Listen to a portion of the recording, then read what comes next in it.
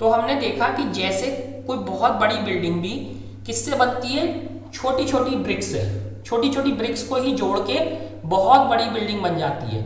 जैसे एंट जो हिल बनाती है उसका बिल्डिंग ब्लॉक क्या होता है, ग्रेन ऑफ सैंड, छोटा छोटा जो है सैंड का दाना होता है, उससे एंट जो है हिल बना लेती हैं। तो इसी तरीके से सारे मैटर का जो है जो बिल्डिंग ब्लॉक है वो क्या है, एटम्स। ठीक है, क्लियर हुआ एटम। तो एटम सबसे जो है सब चीज का क्या है, बिल्डिंग ब्लॉक है।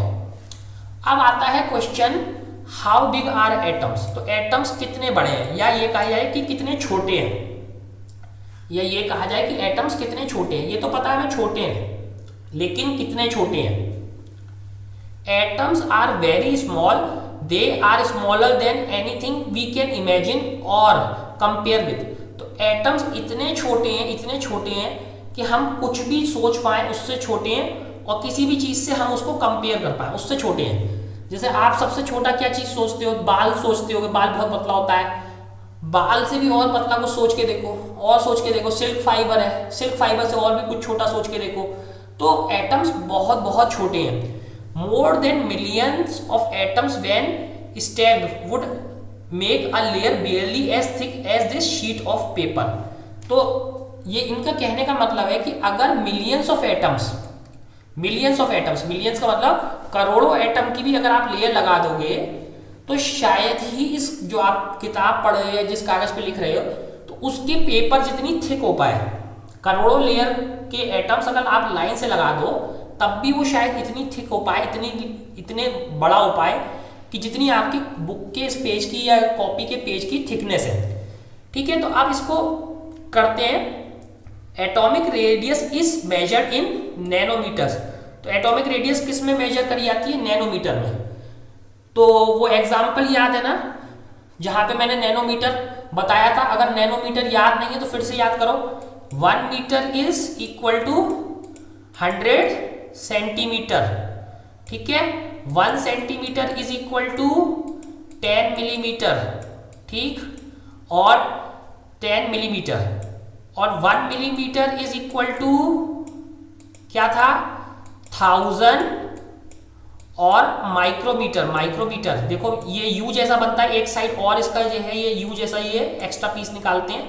और 1 माइक्रोमीटर किसके बराबर था, 1 माइक्रोमीटर था 1000 नैनोमीटर के, 1000 नैनोमीटर के। ठीक है, इस तरीके से आपने उस दिन करा था, और मैंने बताया था जब करा था तो 1 मीटर को अगर नैनोमीटर में बदला था तो हमने क्या आया था, देखो 2 3 4 5 6 7 8 9 9 0। तो 1 0 2 0 3 0 4 0 5 0 6 0 7 8 9 9 0 इतने नैनोमीटर। और इसी को हमने क्या कह दिया था, 10 की पावर 9 नैनोमीटर। तो एक मीटर में 10 टू पावर 9 नैनोमीटर होते हैं। या इसको उल्टी तरीके से देखो तो एक नैनोमीटर को जो है हम इसको, एक नैनोमीटर क्या होगा, इज इक्वल टू, ठीक है, 1 मीटर। ठीक है, उसको डिवाइड कर देंगे, इसको डिनोमिनेटर में ले जाएंगे तो कितना आ जाएगा, 1 2 3 4 5 6 7 8 9। तो अब ये 9 कहाँ है, नीचे, तो ये पावर किस में हो जाती है, माइनस में अगर नीचे होते तो 10 टू पावर माइनस 9 जो है 1 नैनोमीटर क्या होगा, 10 टू पावर माइनस 9 मीटर, बहुत छोटा होता है। इसे समझने के लिए देखो, इसको समझने का दूसरा तरीका क्या है कि अगर हम 1 मीटर लें, 1 मीटर, तो 1 मीटर में क्या होगा, नैनोमीटर के कितने रोल हो जाएंगे, 1 2 3 ऐसे करके रोल लगाते जाएं तो हमारे कितने रोल होने चाहिए, 1 बिलियन। 1 बिलियन यानी 100 करोड़। 3 4 5 6 7 8 9। तो देखो थाउजेंड्स, और एक कम रह गया, थाउजेंड्स, देखो tens, hundreds, thousands, 10,000, lakhs, 10 lakhs, crore, 10 crore, 100 crore. तो 100 करोड़ या 1 बिलियन, 1 बिलियन, 100 करोड़, 100 करोड़ या 1 बिलियन एटम्स या नैनोमीटर लाइन से लगे हों तब क्या बनेगा, 1 मीटर। तो इसे ऐसे समझो कि अगर आपके घर में कोई भी चीज 1 मीटर की है तो उसकी लेंथ में ऐसे करके 100 करोड़ 1 नैनोमीटर के पार्टिकल लाइन से लगे हुए हैं।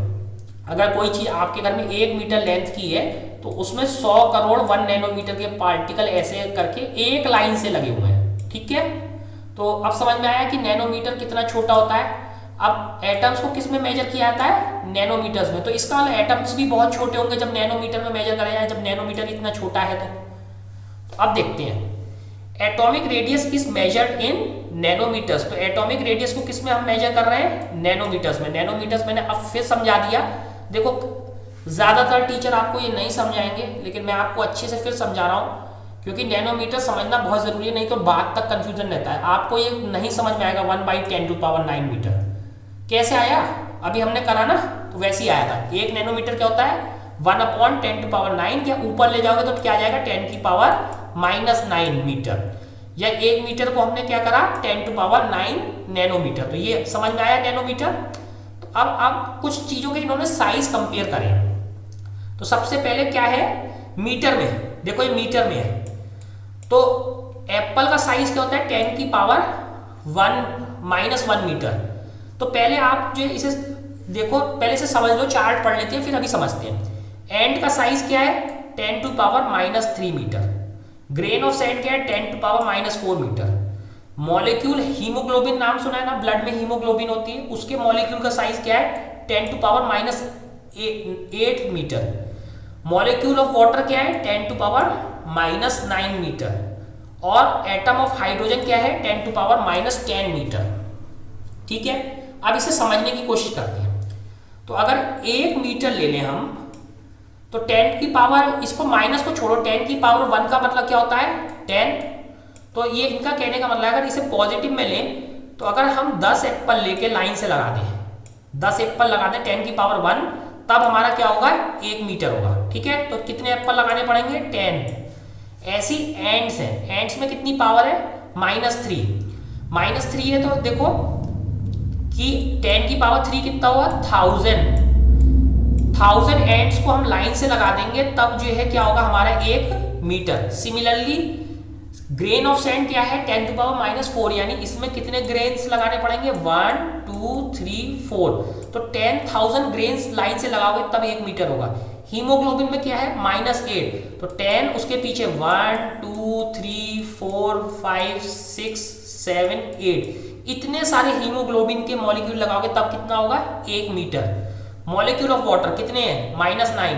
तो इसके पीछे कितने जीरो लगेंगे? 9 3 4 5 6 7 8 9। तो यानी 1 मीटर बनाने के लिए वाटर के कितने मॉलिक्यूल्स लग जाएंगे लाइन से?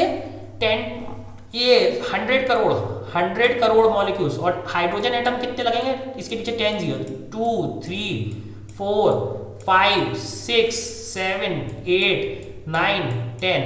तो देखो हाइड्रोजन एटम्स को यानी 1000 करोड़ एटम्स हाइड्रोजन एटम्स के लाइन से लगाओगे तब कितना होगा? 1 मीटर। 1000 करोड़ हाइड्रोजन के एटम लगाओगे तो क्या बनेगा? हमारा 1 मीटर। तो यानी इसको कैसे लिख लें? 10 की पावर 10 हाइड्रोजन लगाएंगे तो हमारा कितना होना चाहिए? 1 मीटर। तो 1 मीटर कितना हो गया? एक हाइड्रोजन एटम कितना हो गया? 1/10⁻10 मीटर, ऐसे आ गया। और इसको जो ये पावर नीचे पॉजिटिव की है तो इसको ऊपर ले जाएंगे तो ये क्या हो जाएगी? माइनस। तो एक हाइड्रोजन एटम कितना बड़ा हो गया? 10⁻⁻10 मीटर। तो देखो हाइड्रोजन एटम कितना हो गया? 10⁻⁻10 मीटर का। इस तरीके से हमने देखा कि कितने छोटे एटम्स होते हैं। ठीक है, फिर से देख लो, 10 एप्पल लगाएंगे, 1000 एंड्स लगाएंगे, 10,000 ग्रेन्स ऑफ सैंड लगाएंगे, या 10⁸ यानी 10 करोड़ हीमोग्लोबिन के मॉलिक्यूल लगाएंगे, या 100 करोड़ वाटर मॉलिक्यूल्स लगाएंगे, या 1000 करोड़ हाइड्रोजन के एटम्स लगाएंगे तब हमारा 1 मीटर होगा। यानी 1 मीटर में कितने हाइड्रोजन एटम आए? 10 करोड़। तो हाइड्रोजन एटम का साइज क्या हो गया? 10⁻10। हाइड्रोजन एटम किसके बराबर थे? 1 मीटर के। और हाइड्रोजन एटम कितना हो गया? 1/10⁻10 यानी 10⁻⁻10 मीटर के। तो ये हाइड्रोजन एटम हो गया।